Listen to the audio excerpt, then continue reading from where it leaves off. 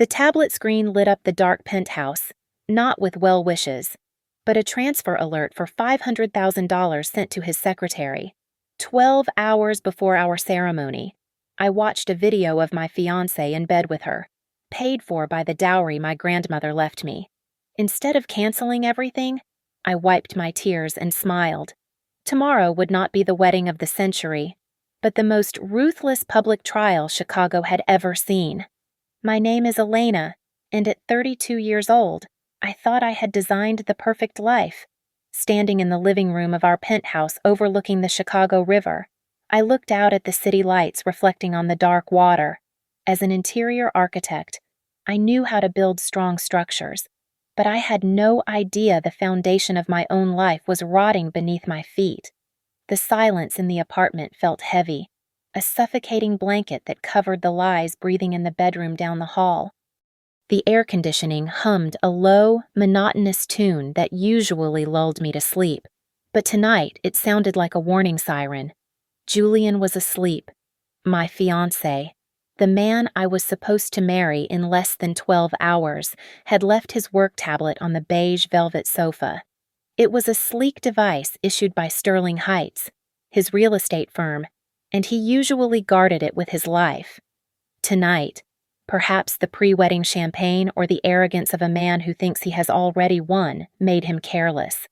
I reached for a glass of water but stopped when the screen lit up in the darkness. It was not a work email from a client. It was a notification from the Ritz-Carlton confirming a VIP suite booking for a 1-month anniversary. My heart skipped a beat, but not out of joy.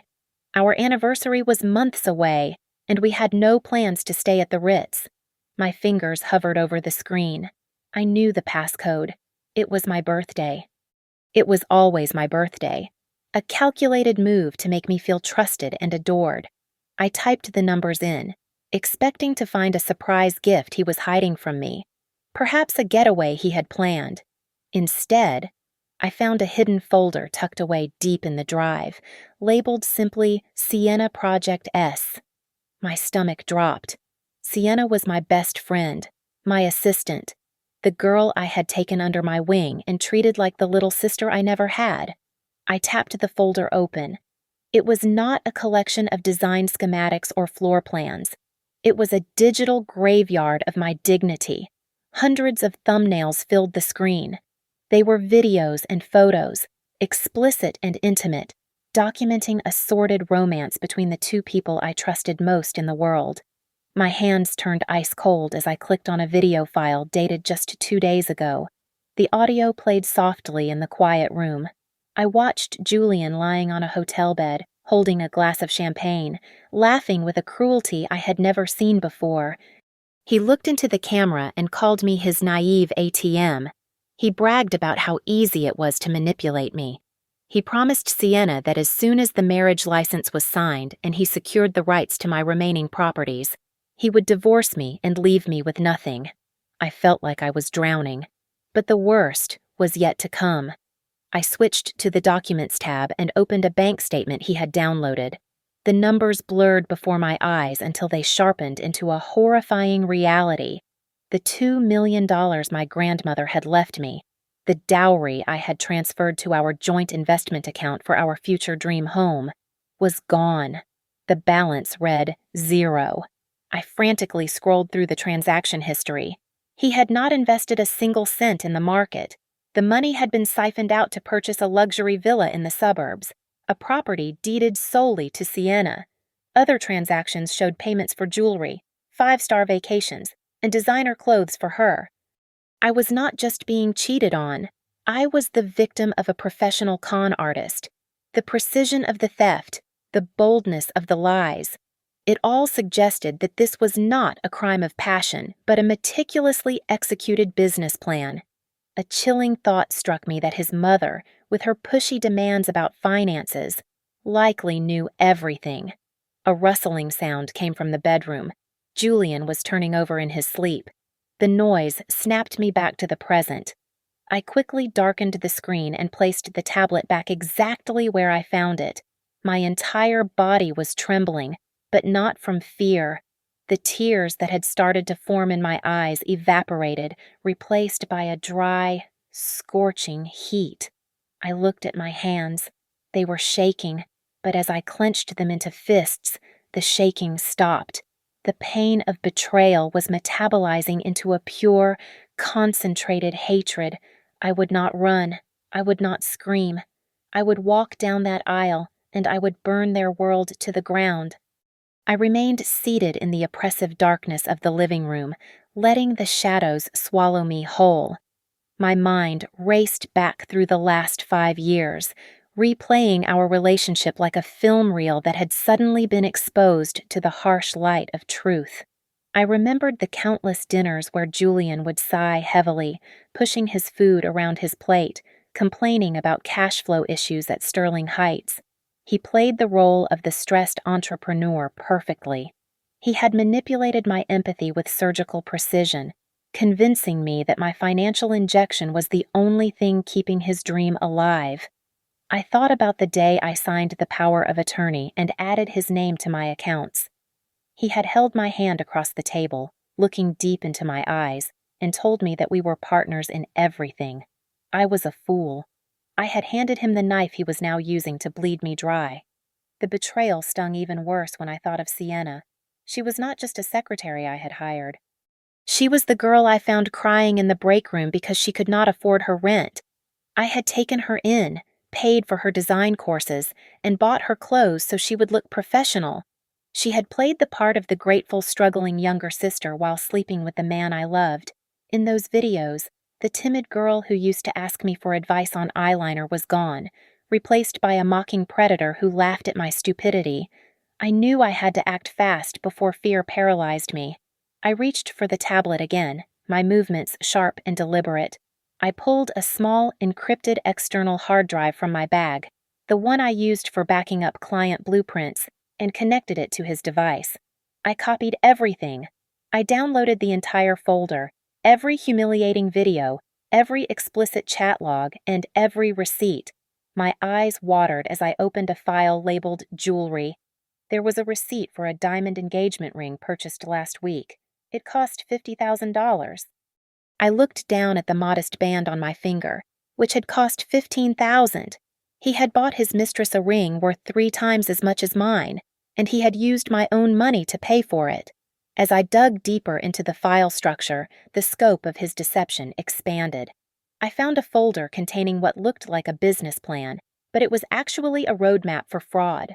Sterling Heights was nothing more than a shell company designed to wash money and lure in women with significant inheritances.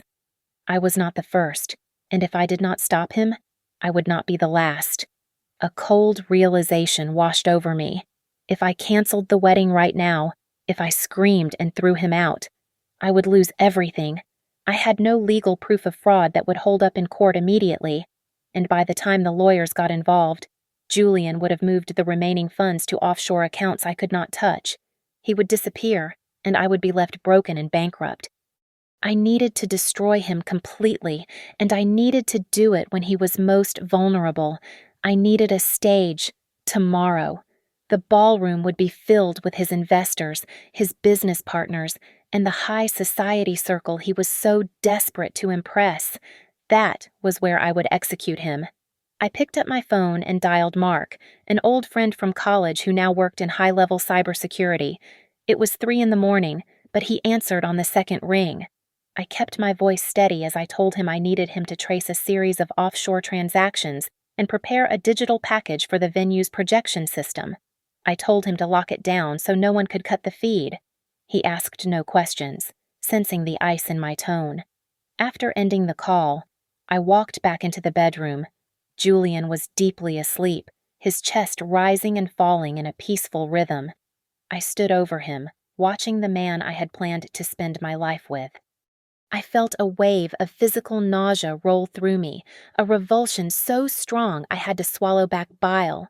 He looked innocent in sleep, but I saw him for what he truly was. He was a parasite. I silently vowed that this would be the last night he ever slept soundly.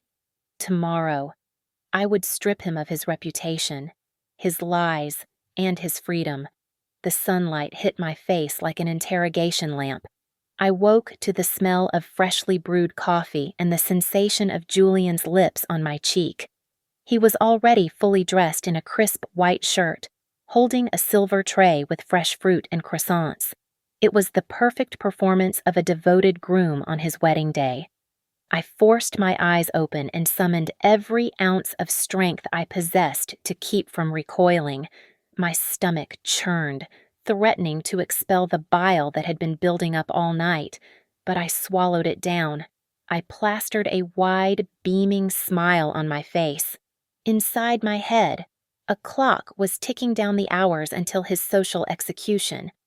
He set the tray down and stroked my hair, whispering about how lucky he was and how beautiful I looked even after waking up. Then, barely 5 minutes into the morning, the mask slipped just a fraction. He casually mentioned that after we returned from the honeymoon, he would need me to sign a few documents to mortgage my apartment in the city. He claimed it was for a sudden opportunity to expand the business into commercial real estate. He said it would double our assets in a year. I looked at him, widening my eyes in feigned adoration. I reached out and touched his hand, feeling the cold metal of his watch against my skin. I told him that he did not need to ask. I said that everything I owned was his and that I trusted his vision completely. A look of relief and arrogant triumph washed over his face. He kissed my hand, convinced he had secured the final piece of his retirement fund.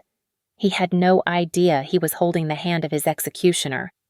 When the makeup team arrived, Julian lingered in the doorway. He told the lead artist to keep my look soft and natural, specifically requesting the innocent, angelic style he preferred. As soon as he left the room to take a call, I spun the chair around. I looked the artist in the eye and gave new instructions. I did not want to look like an angel. I wanted a sharp-winged liner and a deep, blood-red lipstick. I wanted contours that sharpened my cheekbones. I wanted to look like a queen who had just declared war. The door opened again, and Sienna breezed in. She was my maid of honor, but she was dressed to outshine the bride. She wore a silk gown with a slit that went up to her thigh, inappropriate for a morning ceremony, but perfect for a mistress staking her claim. Around her neck hung a dazzling diamond pendant. My breath hitched. It was a piece from the Tiffany Celeste collection. I knew exactly how much it cost because I had seen the $10,000 charge on the bank statement last night. She was wearing my money around her neck. She rushed over and wrapped her arms around me in a perfumed embrace. She squealed about how happy she was for me, her voice dripping with synthetic sweetness. I pulled back and looked her dead in the eyes. I did not smile. I let my gaze drop to the necklace and then back up to her face with a cold, knowing intensity. For a second, her smile faltered. She took a half-step back, unsettled by the sudden shift in atmosphere, but she quickly recovered her composure. Just as the tension peaked, Julian's mother, Beatrice, entered the suite. She held a small velvet box. She opened it to reveal a vintage sapphire brooch, claiming it was a family heirloom passed down for 4 generations. She pinned it to my robe with trembling hands, playing the part of the welcoming matriarch. However, I had a degree in design and had spent years studying gemology. One glance told me the stone was synthetic and the setting was gold-plated brass. It was a cheap prop, just like her affection. She patted my cheek and lowered her voice, telling me that a good wife knows when to be silent and let her husband lead. It was a clear instruction to be a docile victim. I nodded slowly, accepting her fake gift and her veiled threat. I waited until they were all distracted by the photographer before grabbing my phone. I sent a single text message to Mark. It read simply, "Is everything ready? Do not let there be any mistakes." I watched the delivery receipt turn into a read receipt, and for the first time that morning, my heart rate steadied. The stage was set. I arrived at the Lakeshore Resort 45 minutes ahead of schedule. The venue was a sprawling estate right on the water, a location that had cost me nearly $80,000 just for the rental fee. Every flower petal, every crystal glass, and every silk napkin had been paid for by my hard work, and today, I was going to use it as the backdrop for my own liberation. I bypassed the bridal suite and went straight to the control booth at the back of the ballroom. The technical director, a young man named Dave, looked surprised to see the bride in full regalia so early. I handed him a sleek black USB drive. I told him there had been a change in the program. I explained that the montage we had rehearsed was out, and this new file was a special surprise for the groom. He hesitated, mumbling about the schedule and needing approval from the wedding planner or the groom himself. I stepped closer, invading his personal space, and dropped my voice to a steely whisper. I reminded him that my signature was on the check that paid his company's fee. I told him to load the file, lock it, and ensure no one could stop it once it started, or he would never work in this city again. He swallowed hard, nodded, and plugged the drive in. Next, I slipped into the manager's private office where Mr. Henderson was waiting. He was my family's old lawyer, a shark in a tailored suit whom I had kept hidden from Julian's prying eyes. I handed him a thick manila envelope containing the printed evidence I had compiled overnight. It held the bank statements, the chat logs, and the fraudulent business plans. I told him to be ready to file immediately after the ceremony. He took the package, his face grim, and gave me a curt nod. He knew exactly what was about to happen. I walked out to the main hall where the staff was finishing the final setup. I found the seating chart and made a crucial adjustment. I moved Sienna's seat and the table for Julian's parents from the side to the direct center of the front row. I wanted them right in the kill zone. I wanted the spotlight to hit them the moment the truth came out. There would be nowhere for them to hide. My phone buzzed in my hand. It was a text from Julian asking where I was and telling me to hurry up because people were asking for me. I typed back a row of heart emojis, playing the part of the excited bride one last time. As I hit send, I opened my banking app.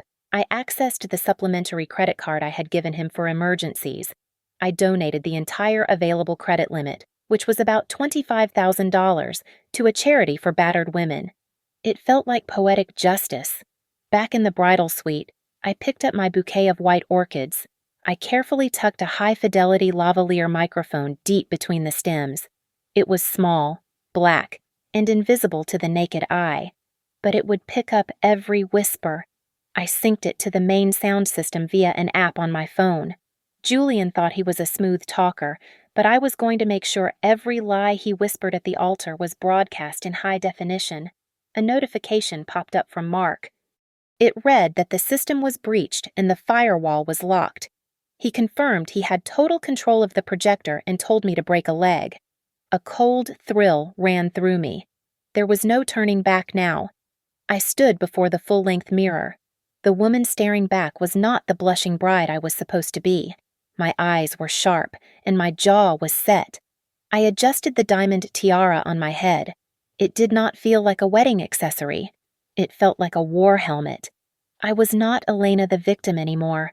I was Nemesis, the goddess of retribution. I took a deep breath, filling my lungs with the crisp lake air. I opened the double doors and stepped out into the corridor. It was time to start the show. The ballroom was a sea of designer suits and false smiles, packed with 400 guests who had come to witness a merger rather than a marriage. The air was thick, not with romance, but with the suffocating humidity of hidden agendas. Among the crowd sat the wealthy investors and real estate moguls Julian had been grooming for months. They were his prey, and today was supposed to be the day he solidified his credibility by marrying into my family's legacy. Julian stood at the altar, looking devastatingly handsome in his custom tuxedo. To the untrained eye, he was the picture of a nervous, expectant groom. But I knew better. I watched from the shadows of the entrance as his eyes darted repeatedly to the front row, locking onto Sienna. She was sitting exactly where I had placed her, center stage, bathed in the soft glow of the ambient lighting. Nearby, his mother, Beatrice, was working the room with the energy of a desperate saleswoman. I could hear her shrill voice carrying over the low murmur of the crowd, boasting to a group of VIPs about her new millionaire daughter-in-law and how my family connections would take Sterling Heights to the global market. She was practically drooling over my bank account. The string quartet swelled into the bridal march, and the heavy oak doors swung open. The room fell silent. I stepped onto the white runner, encased in a custom lace gown that had cost me $20,000. It was a masterpiece of silk and tulle, designed to make me look like a fairy tale princess. But beneath the layers of fabric, I felt like a soldier in armor. I walked alone. My father had passed away years ago, and usually, a bride might ask an uncle or a brother to walk her down the aisle. Today, I chose to walk by myself. It was not just a necessity, it was a declaration. I belonged to no one. As I moved slowly toward the altar, I did not look at the guests. I locked my gaze directly onto Julian. I did not offer him the soft, teary-eyed look of a woman in love. I looked at him with the unblinking intensity of a predator assessing its kill. I saw a flicker of confusion cross his face, but his arrogance quickly dismissed it. When I reached the steps, Julian stepped forward to take my hand. His grip was firm, possessive. He leaned in close, ostensibly to whisper a sweet endearment before the ceremony began. His breath tickled my ear as he murmured the words that would seal his fate.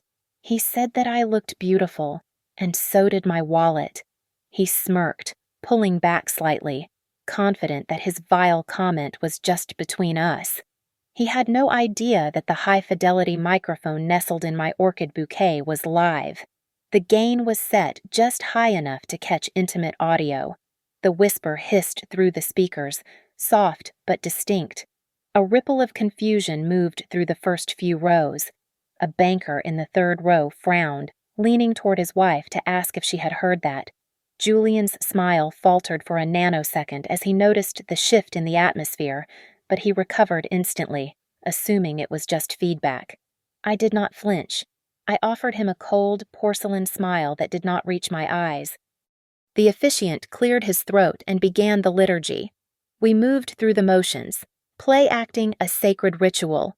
When it was Julian's turn to speak, he launched into a vow that was a masterclass in fiction. He spoke of eternal loyalty, of sacrificing everything for our shared future, and of a love that transcended material things. His voice broke with practiced emotion. It was a sickening performance.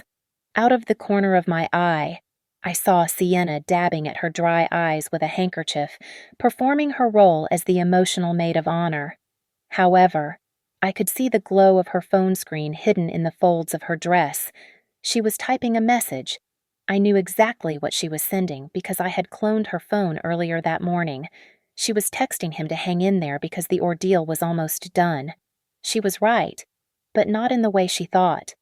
The room fell into an expectant hush as the officiant turned to me. It was my turn to speak. I looked at the piece of paper in my hand, the vows I had supposedly written weeks ago, and let it drop to the floor. I raised the microphone to my lips, my hand perfectly steady. Julian looked at me with a flicker of concern, sensing the departure from the script. "Julian," I said, my voice ringing clear through the hall, "you have taught me so much about the value of trust." I paused, letting the word hang in the air before finishing the sentence. "And even more about the value of money." A few guests chuckled nervously, thinking it was a joke about marriage finances. I did not smile. Today, instead of traditional vows. I continued, "I have a special gift. I want to share the truth of our love with everyone here. I want everyone to see exactly what you have been doing while I was planning our future." I raised my hand, snapping my fingers. It was the signal. Instantly, the crystal chandeliers overhead dimmed, plunging the ballroom into darkness. A collective gasp rippled through the crowd as the massive 300-inch LED screen behind the altar roared to life. At first, a soft, melodious piano piece began to play. The screen filled with a slideshow of innocent photos. There was Julian as a toddler, Julian graduating college, and a picture of us on our first date. The guests relaxed, letting out a collective sigh of relief. It seemed like a touching, if slightly theatrical, tribute. Julian's shoulders dropped, and he shot me a look of relief, thinking I was just being dramatic. Then, the music distorted. It warped into a high-pitched electronic screech that made people cover their ears. The screen flickered violently, turning static gray before snapping into a new, jarringly clear image. It was security footage. The timestamp in the top right corner read October 15th, 10:30 at night. I remembered that night vividly. I had been sitting in a plastic chair in the hospital waiting room, holding his mother's hand while she recovered from emergency gallbladder surgery.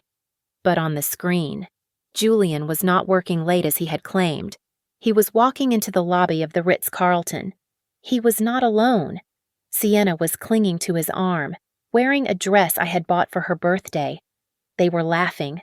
As they approached the front desk to check in, Julian slapped her on the rear, and she giggled, leaning into him. The murmuring in the crowd began instantly, a low rumble of confusion that quickly escalated. Julian's face went ghost white. He realized instantly what was happening. He broke character, lunging toward the sound booth at the back of the room. "Turn it off," he screamed, his voice cracking. "It is a technical error. Cut the feed right now." But the screen did not go dark. Instead, the footage cut to a new clip. This one was in color and high definition, filmed from a tripod set up at the foot of a hotel bed. The audio kicked in, amplified by the stadium-quality speakers I had paid for. It was Julian, shirtless and holding a glass of champagne. He was looking directly into the lens, addressing Sienna, who was out of frame. "That idiot Elena believes anything I say." His voice boomed through the silent hall, echoing off the walls. "She is so desperate for a family. Once the papers are signed, I am taking the rest of her trust fund and the apartment. Then I will kick her out on the street where she belongs." The reaction was visceral. 400 people gasped in unison, a sound that sucked the oxygen out of the room. It was the sound of total social horror. In the front row, Beatrice, who had just been bragging about her son, let out a strangled cry. She clutched her chest and collapsed sideways into her chair, fainting from the shock. Sienna stood frozen at the altar, her face draining of all blood. She looked like a deer caught in headlights. She turned as if to run, but her heels seemed glued to the floor. The romantic atmosphere had been shattered, replaced by the cold, hard footage of their moral bankruptcy. The trial had begun. The video feed cut abruptly, replaced by the stark, unforgiving clarity of a PowerPoint presentation. I had spent hours the night before formatting these slides, ensuring every font was sharp and every number was legible from the back of the room. The header on the massive screen read, "My grandmother's dowry fund." A bank transfer record for $2 million appeared. Below it, the memo line explicitly stated, "Purchase of marital home." An animated red line slashed violently through that text, and in its place, bold black letters appeared, spelling out Sienna's Villa. A collective gasp rippled through the room as the slide transitioned to a scanned copy of a property deed. It was a deed for a 5-bedroom estate in the suburbs, dated 3 months ago. The owner's name was zoomed in for everyone to see. It was not Julian Sterling. It was not Elena Vance. It was Sienna Miller. I clicked the remote again, and the screen began to cycle through a montage of receipts that I had downloaded from his hidden folder.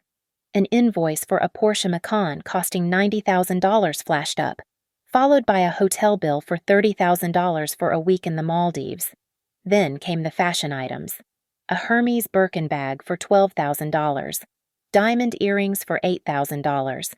Beside each item was the transaction ID linking it directly to the account that held my life savings.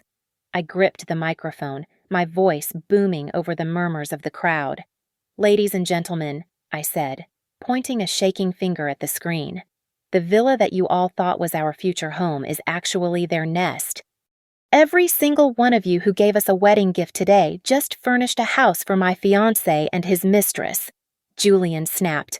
The shock on his face twisted into a mask of pure animalistic rage. He lunged toward me, his hands reaching out to rip the microphone from my grip.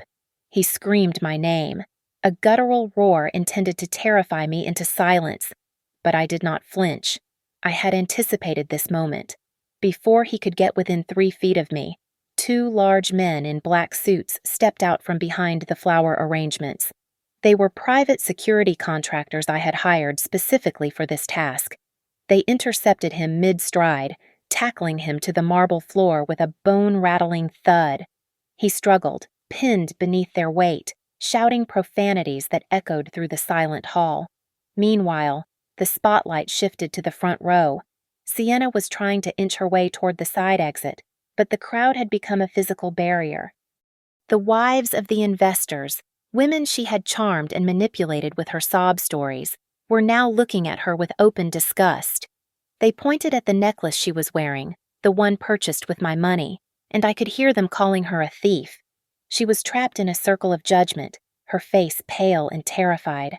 I turned my attention back to the business partners seated in the second section. "To the investors of Sterling Heights," I announced, my voice cutting through the chaos. "You might want to look at this." I clicked the remote again. A complex spreadsheet filled the screen. It showed a series of payments labeled as consulting fees being funneled into shell companies owned by Julian. I highlighted the totals. "He has embezzled over $400,000 of your investment capital in the last 6 months alone." The effect was instantaneous. The polite veneer of the wedding vanished. Men in expensive suits jumped to their feet, pulling out their phones. I could hear them shouting orders to their lawyers and bankers to freeze assets and halt transfers immediately. The room was in an uproar of financial panic. I had one final blow to deliver. I looked down at Beatrice, Julian's mother. She had recovered from her faint and was sitting up, looking around wildly, trying to salvage the situation. I pointed the remote at the screen one last time. A screenshot of a text message thread appeared. The contact photo was clearly Beatrice. The message, sent just a week ago, read simply, "Just get that stupid girl to sign the mortgage papers. She is too dumb to read the fine print.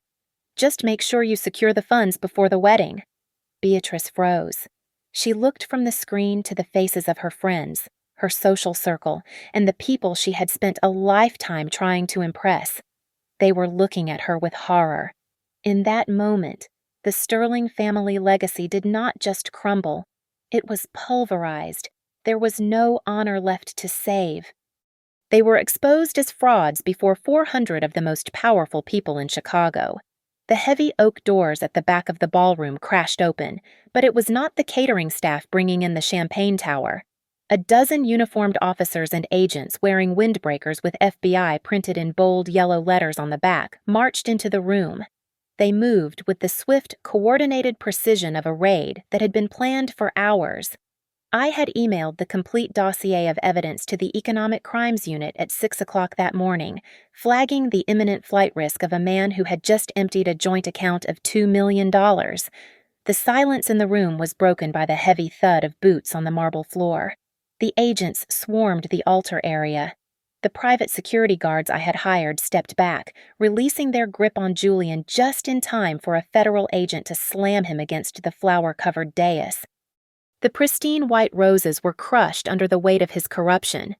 "Julian Sterling," the agent announced, his voice carrying to the back of the room without a microphone. "You are under arrest for wire fraud, grand larceny, and money laundering. You have the right to remain silent." Julian began to struggle, his face purple with exertion and panic. He looked around wildly, his eyes landing on Sienna, who was still standing frozen a few feet away. In a moment of supreme cowardice, the mask of the lover slipped off entirely to reveal the rat beneath. It was her. Julian screamed, pointing a shaking, handcuffed hand at his mistress. "She made me do it. She is the one who set up the accounts. I was just doing what she said.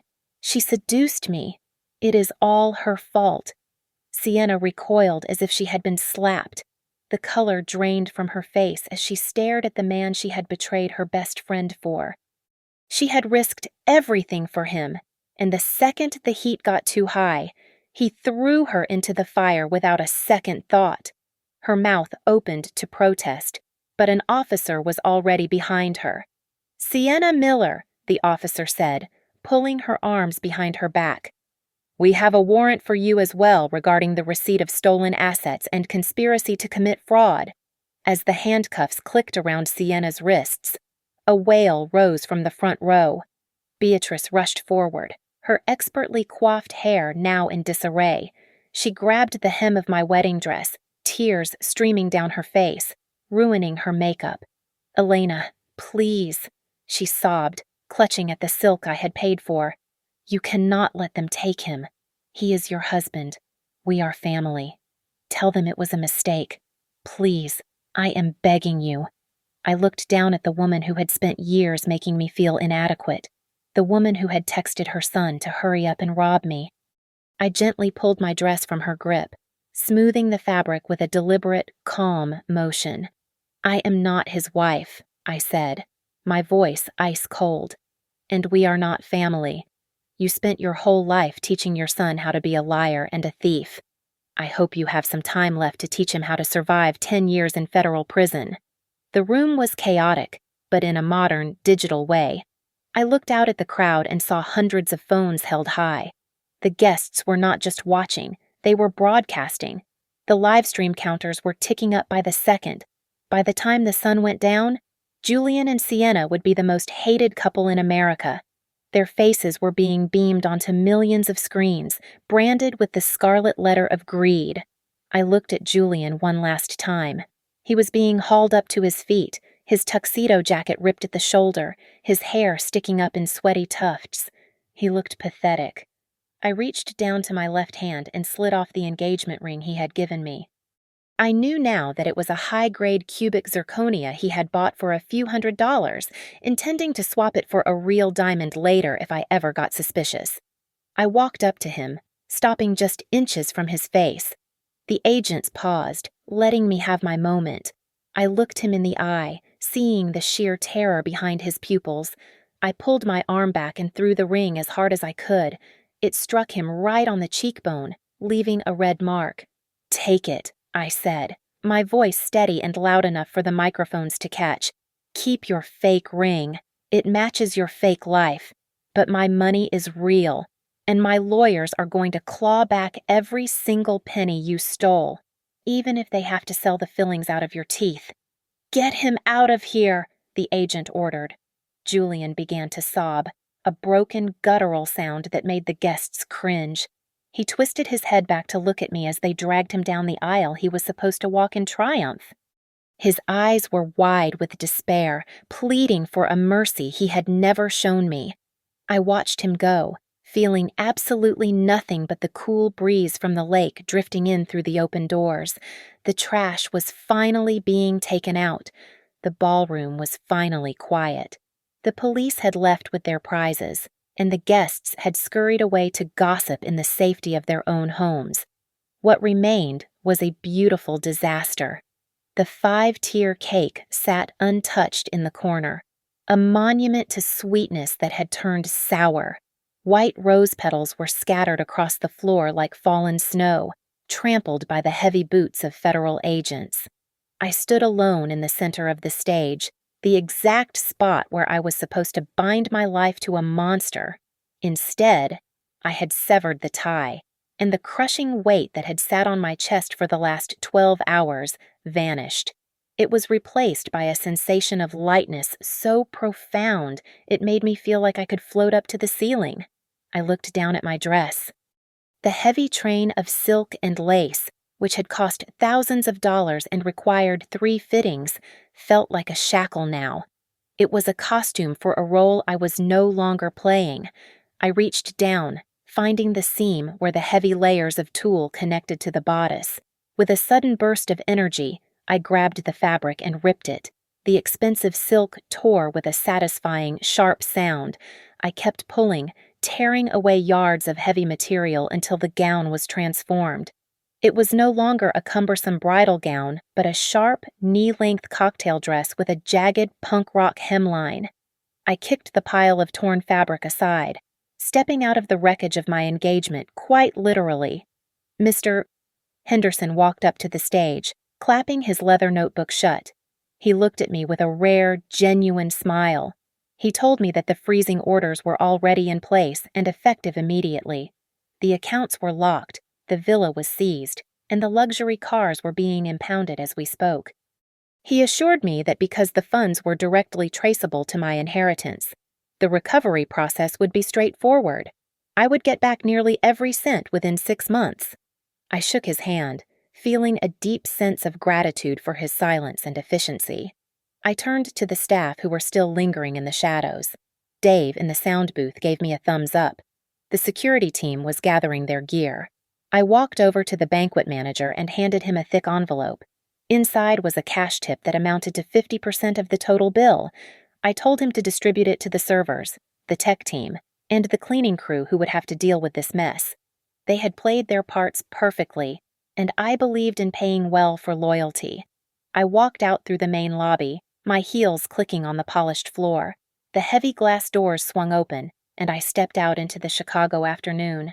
The gloomy gray clouds that had threatened rain all morning had broken apart. The sun was shining, bright and blinding, turning the surface of the river into a sheet of dancing diamonds. The air smelled clean, scrubbed of the humidity and the lies.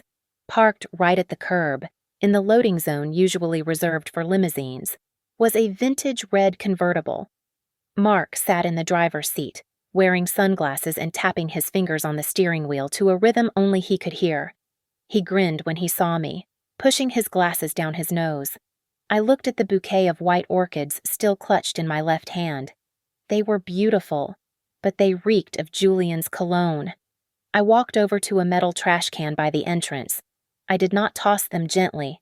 I slammed them into the bin with force. They landed on top of a discarded coffee cup and a crumpled flyer. My phone began to vibrate violently in my clutch. I glanced at the screen. It was a number I recognized as Julian's aunt, followed immediately by a call from his cousin. They were undoubtedly calling to beg, to plead for bail money, or perhaps to scream at me. It did not matter. I popped the back of the phone case off and slid the SIM card out.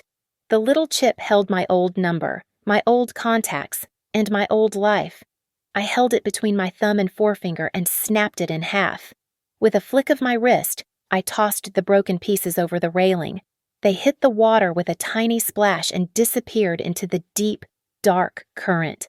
I opened the car door and slid into the passenger seat. I did not look back at the hotel. I did not look back at the ruined cake or the sobbing mother-in-law or the man in handcuffs. That was a different life, lived by a different woman who was far too trusting. I fastened my seatbelt and looked at Mark. I told him to drive. The wind whipped around the open cabin of the red convertible as we tore down the highway toward O'Hare International Airport. It tore through the intricate curls that the stylist had spent 2 hours perfecting that morning, pulling pins loose and turning my hair into a wild, tangled mane. I did not care. In fact, it felt wonderful. It felt like the wind was scrubbing away the hairspray, the perfume, and the invisible residue of the last 5 years. I glanced into the side mirror. The reflection staring back at me was no longer the frightened woman who had wept silently in the bathroom the night before. That version of Elena was dead, left behind on the floor of the Ritz-Carlton ballroom. The woman in the mirror had mascara smudged under her eyes, but her gaze was fierce, alive, and undeniably free. Mark shifted gears, pushing the car to 70 miles per hour. He glanced over at me, his expression serious for a moment. He asked me if I had any regrets, reminding me that 5 years was a long time to just walk away from. I turned my face to the sun, letting the warmth soak into my skin. I laughed, and it was a sound that came from deep in my chest, unburdened and real. I told him that I did not regret leaving. I told him that my only regret was that I had not done it sooner. I regretted the days I wasted trying to be perfect for a man who only saw me as a bank account.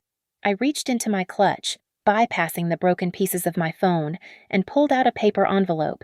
Inside was a first-class ticket to Rome. For years. I had begged Julian to take me to Italy. It was the only place I wanted to go for our honeymoon, to see the ancient architecture and the art that inspired my career. He had always refused, claiming he was too busy with work, or that it was too expensive, even though I would have paid for it. Now, I was going. I was going alone. I was going to walk the cobblestone streets, drink wine in the piazzas, and sketch buildings that had stood for centuries. I was going there to redesign my own life, not to build a house for someone else. Suddenly, the music on the radio cut out, interrupted by a breaking news alert. The reporter's voice was urgent, announcing the high-profile arrest of the director of Sterling Heights at a luxury wedding venue just an hour ago. Mark reached to turn it down, but I stopped him. I listened for just a second, hearing the details of the scandal that was already gripping the city. Then, I reached out and cranked the volume knob all the way up, drowning out the reporter's voice with the thumping bass of a pop song. I realized then that I did not need to hear about his misery to feel better. The sweetest revenge was not watching him rot in a cell, though that was a nice bonus. The true revenge was that I was going to be happy. I was going to eat pasta in Rome and watch the sunset over the Tiber, and I would not think of him at all. His destruction was his own story. My story was just beginning. An hour later, I was seated in seat 1A. The engines roared to life, a powerful vibration that shook the frame of the aircraft. As we taxied down the runway, I looked out the window. The skyline of Chicago rose in the distance, a jagged row of steel and glass. Somewhere down there, in a cold interrogation room, Julian and Sienna were facing the consequences of their greed. They were trapped in a cage of their own making. The plane surged forward, pressing me back into the soft leather seat. The ground fell away. The cars became toys. The buildings became blocks. And the city that held so much of my pain shrank until it was nothing more than a map below me. I took a deep breath, filling my lungs with the recycled air of the cabin. I closed my eyes, letting the darkness wash over me. For the first time in months, my mind was quiet. There were no lies to track, no accounts to check, no performances to give. I was alone, and I was whole. The plane banked sharply, climbing higher, and in that split second, we punched through the heavy layer of clouds into the blinding golden sunlight above. Thank you so much for listening to this story. I would love to know where you are tuning in from, so please leave a comment below and share your thoughts on Elena's revenge. If you enjoyed this story, please subscribe to the Lily Revenge Stories channel, like this video, and hit the hype button to help this story reach even more listeners.